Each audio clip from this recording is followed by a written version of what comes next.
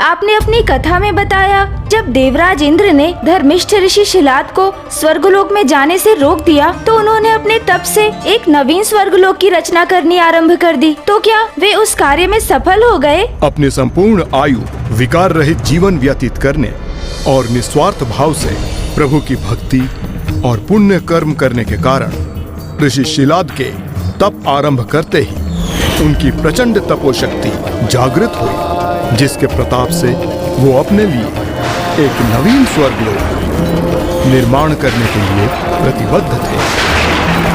ओम नमः शिवाय, ओम नमः शिवाय, ओम नमः शिवाय, ओम नमः शिवाय, ओम नमः शिवाय, ओम नमः शिवाय, ओम नमः शिवाय, ओम नमः शिवाय। हमने इस परिस्थिति को सुलझाने का जो उपाय किया है उसका ऐसा भीषण परिणाम क्यों हो रहा है? ऐसा तब तो ऋषि शिलाद को संतान की प्राप्ति के लिए करना चाहिए था, ना कि नवीन स्वर्ग के निर्माण के लिए।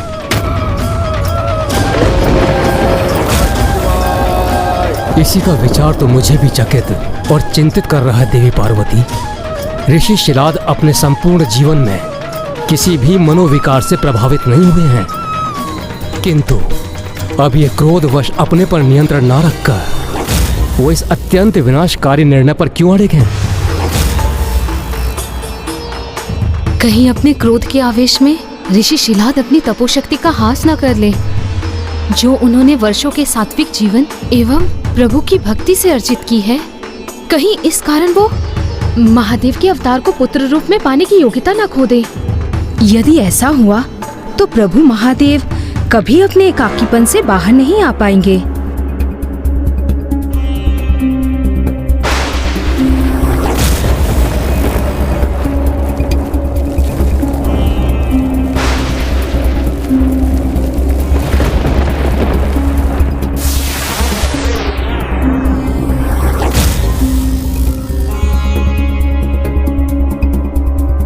ऋषि शिलाद की तपोशक्ति में तो निरंतर वृद्धि हो रही है। इस प्रकार तो वो किसी अन्य स्वर्ग का निर्माण करने में सफल हो जाएंगे, जो कि बहुत ही अनर्थकारी होगा।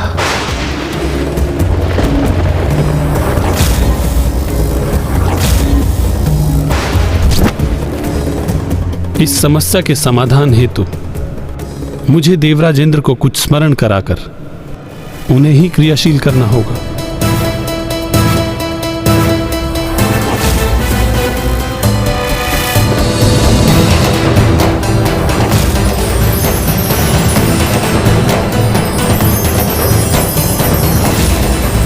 ऋषि विश्वामित्र,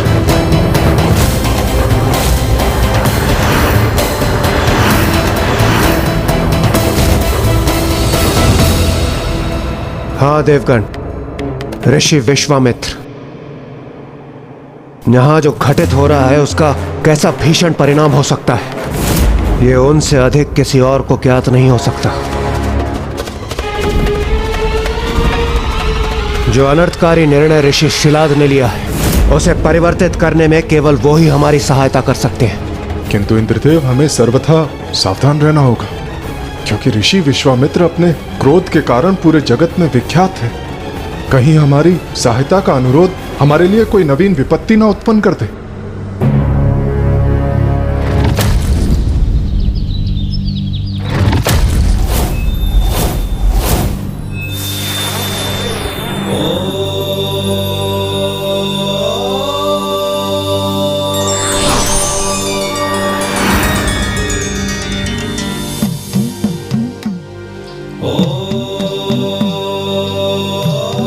ऋषि विश्वामित्र तो अत्यंत गहन ध्यान में विलीन है।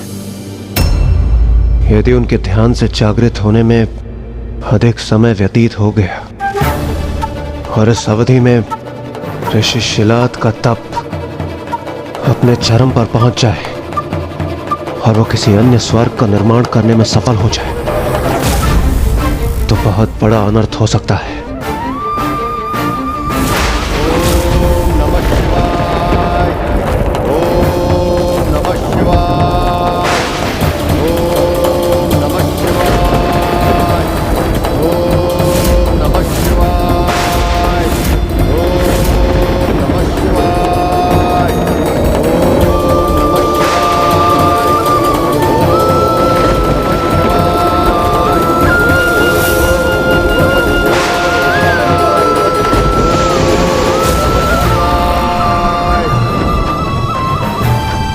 हमें तो अभी से इस नवीन स्वर्ग के दृश्य दिखाई देने लगे।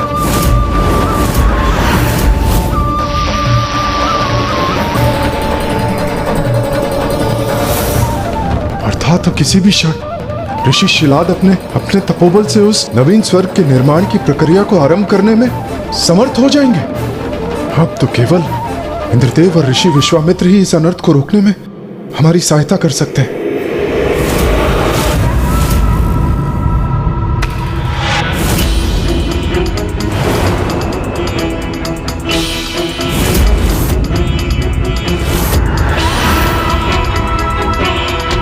यदि मैंने ऋषि विश्वामित्र का तप भंग किया तो वो क्रोधित हो उठेंगे। इसलिए उचित यही होगा कि मैं ब्रह्मदेव से पूछ लूं कि अब हमें करना क्या चाहिए।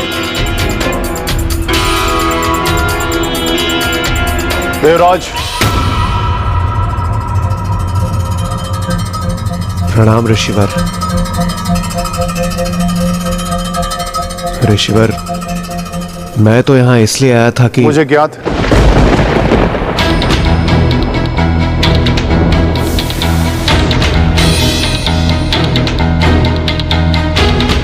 ऋषिवर, वो ऋषि शिलाद। मैंने कहा ना मुझे ज्ञात है देवराज।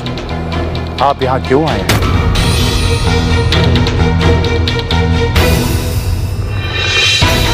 मैं ऋषि शिलाद को समझा कर ये प्रयास करूंगा कि पुनः वैसी दुर्भाग्यपूर्ण स्थिति उत्पन्न ना हो जो पूर्व में भी घटित हो चुकी है।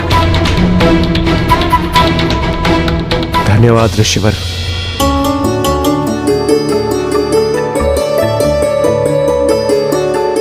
पुनः ये भूल ना करें। अर्थात लंकेश, क्या इससे पूर्व भी ऐसी ही भूल हुई थी? हाँ गौरी नंदन, और वो कोई नहीं स्वयं ऋषि विश्वामित्र ही थे जिन्होंने कभी एक नवीन स्वर्गलोक के निर्माण का प्रयास किया था। तभी तो वे ऋषि शिलाद को रोकने के लिए तत्पर भी हो गए।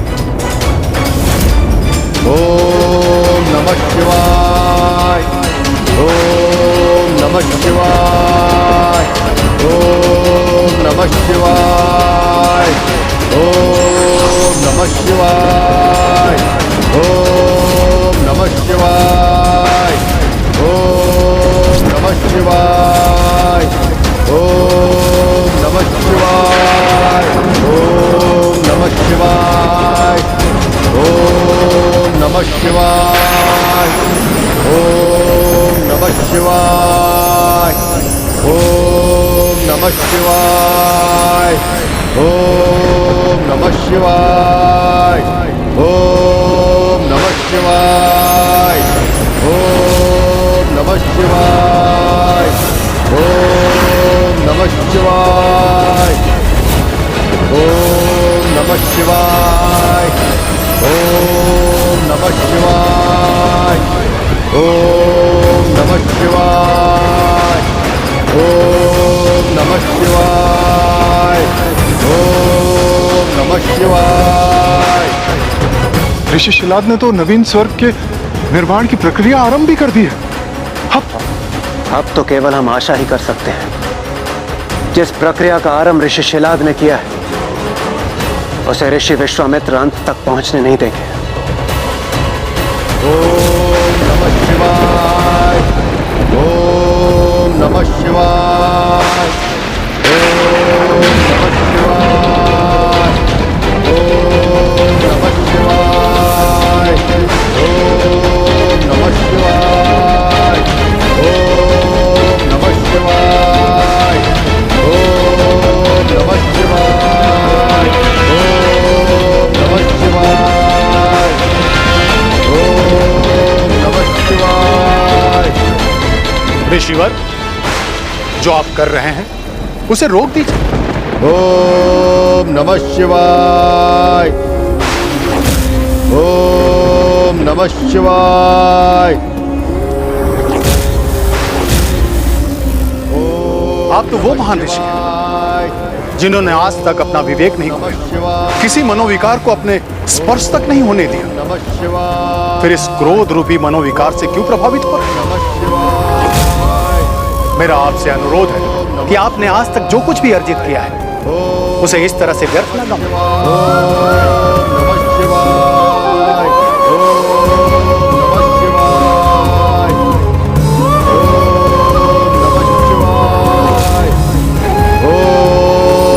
शिवाय। मैं ऋषि विश्वामित्र आपको समझाकर यहाँ पर रोकने हेतु आया हूँ, इसलिए मैं जो कुछ भी कह रहा हूँ आप सुनने की कृपा कीजिए। नमः शिवाय।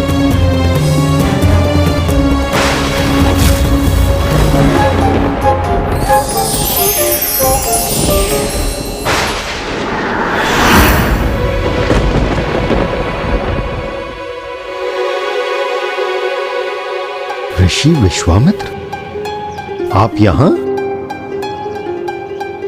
मेरा प्रणाम स्वीकार करें ऋषिवर। आप जो कुछ भी कर रहे हैं सर्वथा अनुचित है। अपने वर्षों की साधना से अर्जित तपोशक्ति को इस प्रकार व्यर्थ न गंवाएं। ऋषिवर, सत्य तो यह भी है कि मुझे स्वर्गलोक में प्रवेश करने से रोका गया। मेरा घोर अपमान हुआ है वहां, इसलिए ऋषिवर मैं क्षमा चाहता हूं। मैं आपका अनुरोध स्वीकार नहीं कर सकता। मैं स्वयं के लिए नवीन स्वर्ग के निर्माण के उपरांत ही शांत बैठूंगा। ऐसी भूल मत कीजिएगा ऋषिवर, जो पूर्व काल में मुझसे हो चुकी है।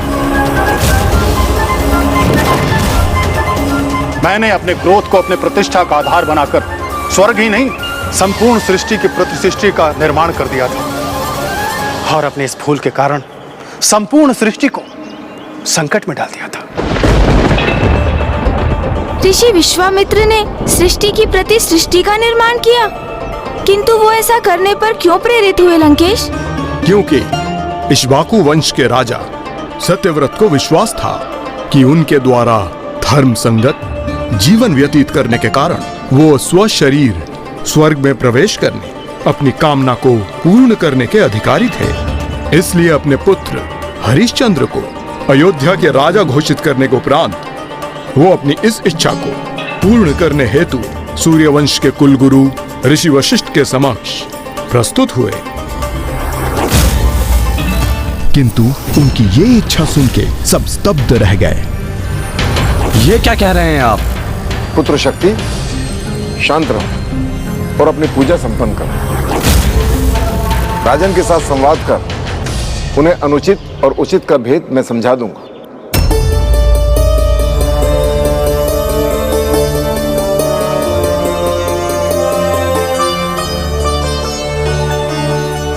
आप जो चाहते हैं वो मैं नहीं कर सकता राजन, क्योंकि आपकी इच्छा प्रकृति के नियमों के विरुद्ध है। किसी भी मनुष्य को सशरीर स्वर्गलोक में प्रवेश करने की अनुमति नहीं है राजन। आपको सशरीर स्वर्गलोक भेजकर मैं इस नियम का उल्लंघन कदापि नहीं करूंगा। मुझे ज्ञात है आप ऐसा अवश्य कर सकते हैं गुरुदेव। मैंने कभी भी आपकी बात का उल्लंघन नहीं किया है, तो आज आप भी मेरा ये निवेदन स्वीकार करने के लिए बाध्य हैं गुरुदेव।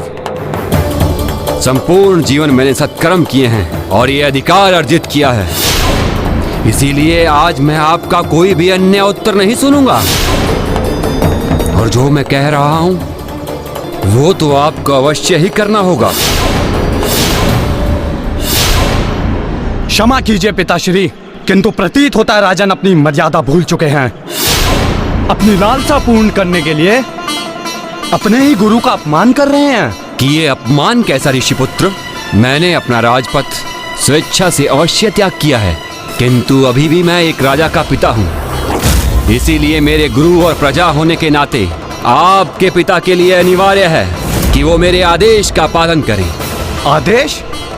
पिताजी को आदेश देंगे आप, वो भी अपनी एक अनुचित इच्छा पूर्ण करने के लिए? प्रतीत होता है राजन कि आपकी मति ही भ्रष्ट हो गई हो। ऐसी धृष्टता करने का अधिकार कैसे प्राप्त हुआ आपको? धृष्टा मैं नहीं, आप कर रहे हैं ऋषिपुत्र। स्मरण रखिए, मैं अभी भी एक राजा का पिता हूँ और मेरे लिए अपनी प्रजा को आदेश देना कदापि अनुचित नहीं है। राजा के आदेश का उल्लंघन घोर राजद्रोह होता है, इसीलिए मेरे आदेश को टालने का अपराध मत कीजिए गुरुदेव, अन्यथा क्या राजन?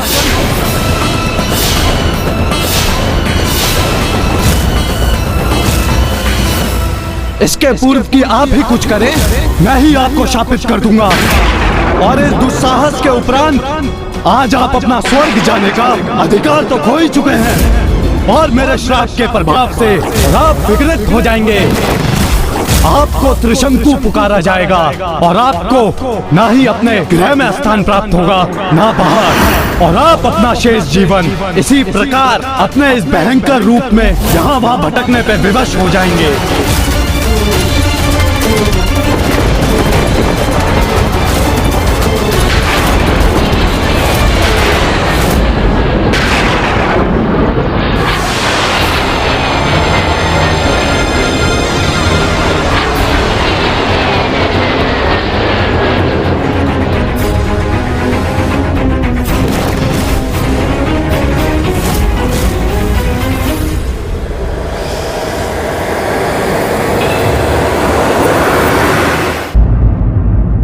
फिर क्या हुआ लंकेश? क्या त्रिशंकु के रूप में महाराज सत्यव्रत अपने राज्य की सीमा से बाहर निर्जन स्थानों में विचरण करने पर विवश हो गए? हाँ, उनकी तो दुर्दशा का वर्णन करना भी कठिन है गौरीपुत्र, क्योंकि वो जहाँ जाते उनके विकृत रूप को देखकर उन्हें कोई पहचान नहीं पाता और वो सभी की घृणा, तिरस्कार एवं धुतकार के पात्र बनते। फिर इसी प्रकार एकाकी यहाँ वहाँ भटकते हुए उनकी भेंट ऋषि विश्वामित्र से हुई, जिनकी ऋषि वशिष्ठ के साथ प्रचंड प्रतिद्वंदिता थी, और त्रिशंकु ने दोनों महर्षियों के मध्य इसी परस्पर द्वेष का लाभ उठाने का निर्णय लिया। रुकिए।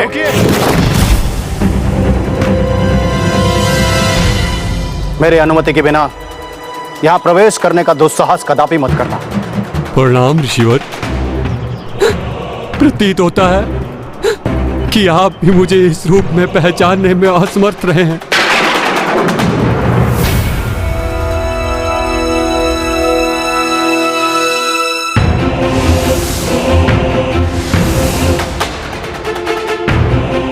राजा सत्यव्रत, आप यहाँ और इस अवस्था में? ऋषिवर, ऋषिवर, देखिए मुझे। मैंने जीवन भर धर्म का पालन किया और जब मैंने स्वर्ग जाने की इच्छा प्रकट की तो देखिए मेरी क्या दुर्दशा कर दी। देखिए ऋषिवर, जब सभी मुझे पहचानने में असमर्थ थे तब आपने अपनी दिव्य दृष्टि से मुझे पहचाना, और इसलिए मुझे विश्वास है कि अब यदि मेरी कोई सहायता कर सकता है तो वो एकमात्र आप हैं। तो मुझ पर कृपा करके तो मुझे सशरीर स्वर्ग भेजने की कृपा करें ईश्वर। राजन, दुर्भाग्यवश ऐसा मैं नहीं कर सकता। नहीं, ऐसा कहकर मुझे निराश मत कीजिए, क्योंकि मैं तो आपके पास बहुत बड़ी आस लेकर आया था। नहीं राजन, आप जो मुझसे चाहते हैं वो कदापि संभव नहीं।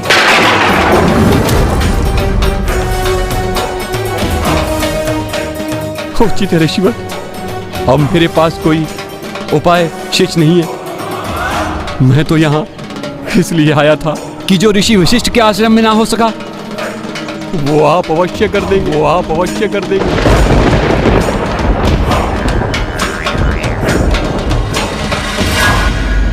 किंतु मुझे क्या ज्ञात था, जिस प्रकार ऋषि वशिष्ठ के आश्रम से हताश होकर मैं निकला था, उसी प्रकार निराश होकर महानतम ऋषि विश्वामित्र के आश्रम से भी प्रस्थान करना होगा।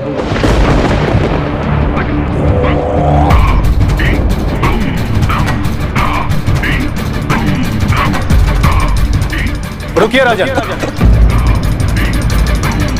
जो ऋषि वशिष्ठ के आश्रम में होता है वो मेरे आश्रम में कदापि नहीं होता। यहाँ पर आया हुआ याचक कभी निराश नहीं लौट सकता। मैं आपको वचन देता हूँ कि मैं सभी आवश्यक अनुष्ठान करूंगा और आपको सशरीर स्वर्गलोक प्रवेश करूंगा। इसीलिए तो ये मान्यता सर्वथा उचित है कि कभी किसी के प्रति द्वेष की भावना के साथ कुछ नहीं करना चाहिए, अन्यथा उसके मन में स्थित ये द्वेष का भाव स्वयं उसकी ही हानि करने पर बाध्य कर देता है। लीजिए लंकेश, जल ग्रहण कीजिए।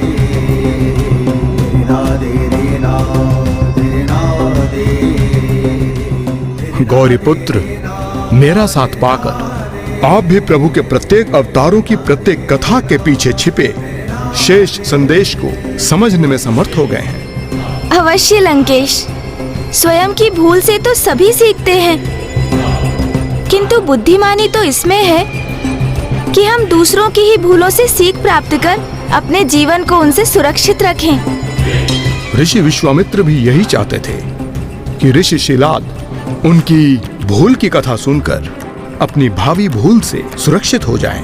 लंकेश, किंतु त्रिशंकु की कथा में आगे क्या हुआ? ऋषि विश्वामित्र द्वारा प्रति सृष्टि का निर्माण कब और क्यों हुआ?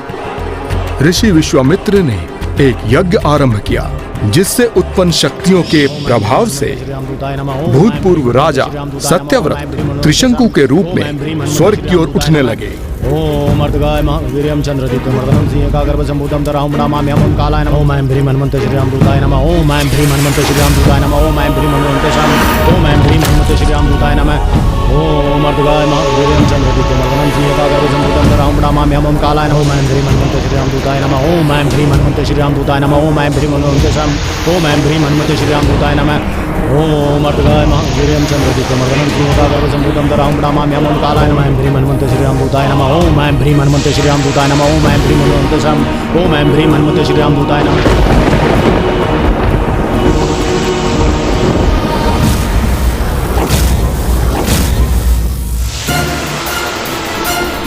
ये क्या कोई अनुमति लिए बिना ही स्वर्ग लोक में प्रवेश करने का प्रयत्न कर रहा है?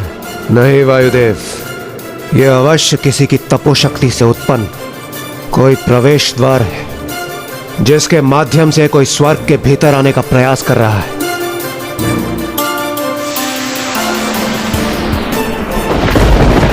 यह अवश्य असुर गुरु शुक्राचार्य ही है, जो पुनः किसी और असुर को स्वर्ग भेजने का प्रयत्न कर रहे हैं। ये जो कोई भी है, मुझे इसी क्षण इसे रोकना होगा।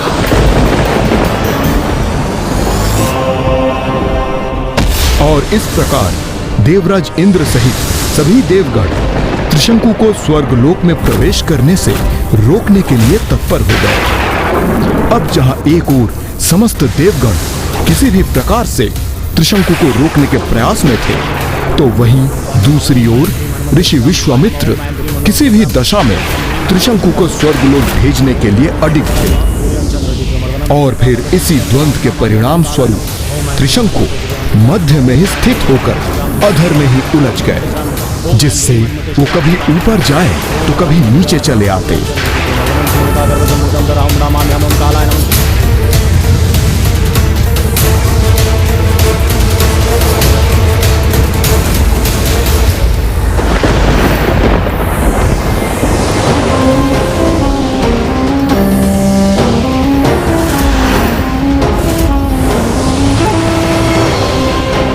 असुर गुरु शुक्राचार्य नहीं, ये तो ऋषि विश्वामित्र है।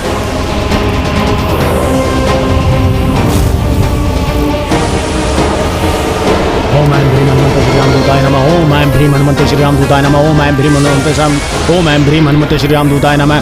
ओम अर्धगाय महावीर्यं। हे महर्षि, हमें आपसे कोई द्वेष नहीं है और हम आपके विरुद्ध कदापि नहीं जाना चाहते, किंतु इस समय हम एक बहुत ही बड़े धर्म संकट में हैं। हम किसी भी मनुष्य को सशरीर स्वर्ग में प्रवेश करने की अनुमति कदापि नहीं दे सकते। इसलिए आपसे निवेदन है, आप अभी और इसी क्षण अपने इन प्रयासों को रोक दें।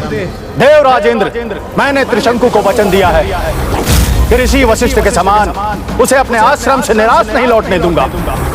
मैं उसे सशरीर स्वर्गलोक अवश्य पहुंचाऊंगा। मेरा वचन और उसकी मर्यादा कदापि भंग नहीं होने दूंगा। यदि आप उसे अपने स्वर्गलोक में आने की अनुमति नहीं दे सकते, तो मैं एक नवीन स्वर्गलोक ही नहीं, एक नवीन सृष्टि अर्थात सृष्टि की प्रतिसृष्टि का निर्माण करूंगा,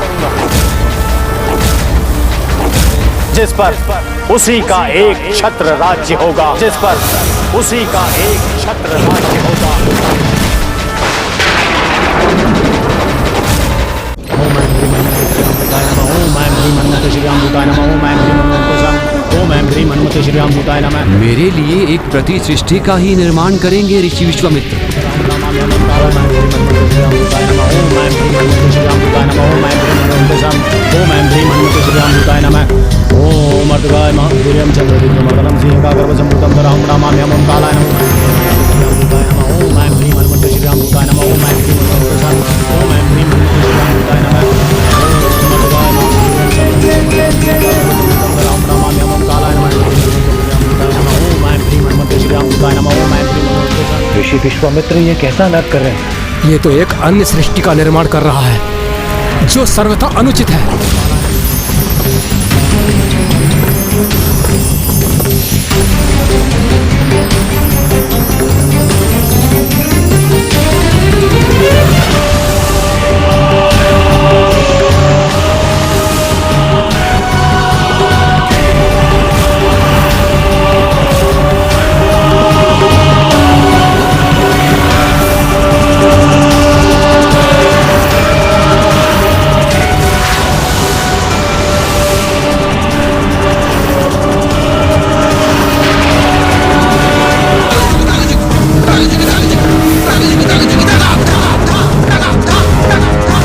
देवगण,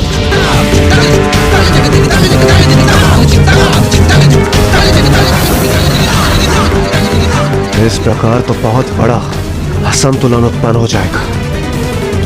समस्त ब्रह्मांड के नष्ट होने की संभावना जागृत हो जाएगी। हमें ऋषि विश्वामित्र के समक्ष प्रकट होकर इस अनर्थ को रोकने का अनुरोध करना चाहिए। यही उचित होगा।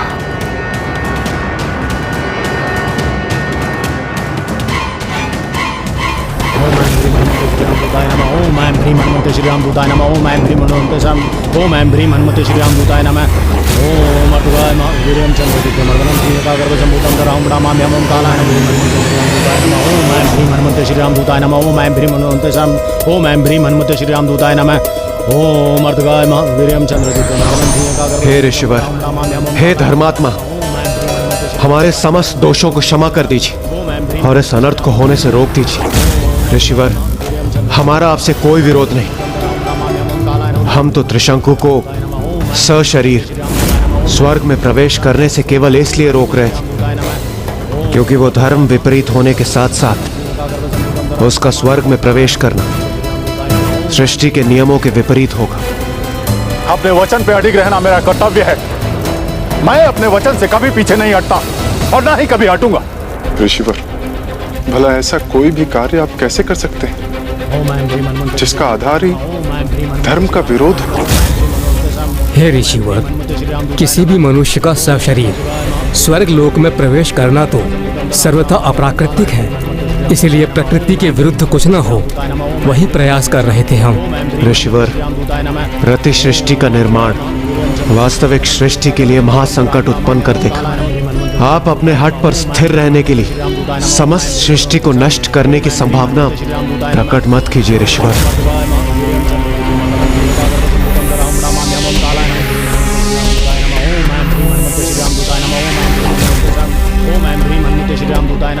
ऋषिवर, हम सभी देवता आपके सामने नतमस्तक होकर एक बार पुनः विनती करते हैं कि आप जो कर रहे हैं अथवा करने जा रहे हैं उसका कितना विनाशकारी प्रभाव होगा, उसे समझने का प्रयास कीजिए।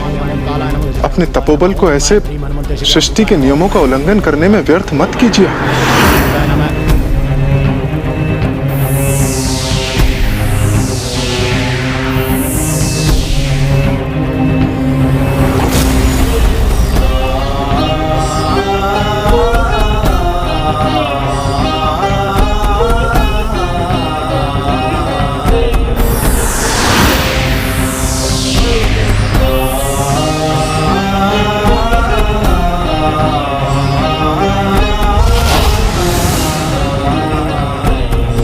समस्त ग्रह अपने नियत पथ से भटककर अव्यवस्थित होने के लिए विवश हो गए। क्या ये सृष्टि के रचयिता ब्रह्मदेव का अपमान नहीं होगा? तो कैसा अनर्थ कर दिया मैंने, किंतु मेरे पास दूसरा कोई विकल्प भी तो नहीं था। अपने वचनानुसार मुझे त्रिशंकु को स्वर्गलोक भेजना ही था। अब जो हो गया उसे परिवर्तित नहीं किया जा सकता।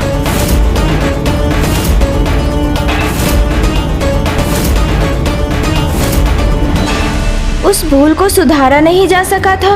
ओह, अर्थात इसका अर्थ तो फिर यही हुआ कि सब कुछ पुनः यथावत करने का अब कोई मार्ग ही शेष नहीं था। और अब तो ऋषि शिलाद भी वही भूल करने जा रहे थे। यदि उनसे इतनी बड़ी भूल हो जाती, फिर वे तो प्रभु महादेव के पिता बनने के सौभाग्य से ही वंचित रह जाते। किंतु फिर इसका निवारण क्या था लंकेश?